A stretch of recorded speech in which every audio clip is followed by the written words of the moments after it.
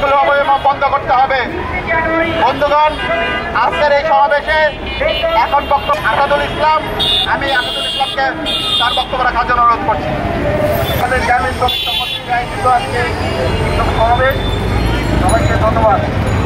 বন্ধুরা, আপনারা জানেন এই রমজানের মধ্যে বেতন বোনাস দেওয়ার কথা আছে, যে শ্রমিকদের বেতন বোনাস দিতে হবে। আমরা দেখতে পাচ্ছি যে আজও মিরপুরের মধ্যে তারা 2 মাসের বেতনের দাবিতে তারা রাস্তায় অবস্থান করতেছে।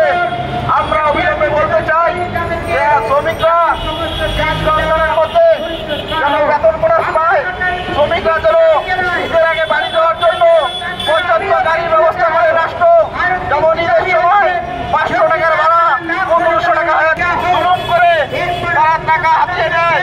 আমরা এটা তীব্র নিন্দা প্রতিবাদ জানাই। এই বলে আমার বক্তব্য শেষ করছি। সবাইকে ধন্যবাদ। অঞ্জন দাস, আমি অঞ্জন দাসকে তার বক্তব্য রাখার জন্য অনুরোধ করছি।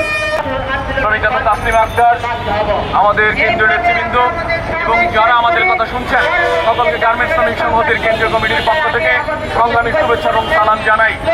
আপনারা জানেন, আমরা মাননীয় প্রধান উপদেষ্টাকে প্রথমেই ধন্যবাদ জানাতে চাই। তিনি 20 রোজার মধ্যে সমস্ত শিল্প শ্রমিকদের বকেয়া বেতন বোনাস সহ এবং মার্চ মাসের অর্ধেক বেতন পরিশোধের কথা বলেছেন। আমরা প্রধান উপদেষ্টার প্রতি সাধুবাদ জানাই।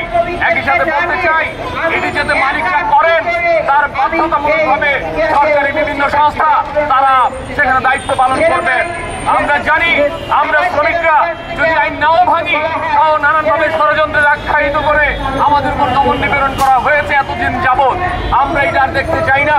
আমরা দেখতে চাই আইন সবার জন্য সমান। মালিক যদি আইন না মানে, মালিক যদি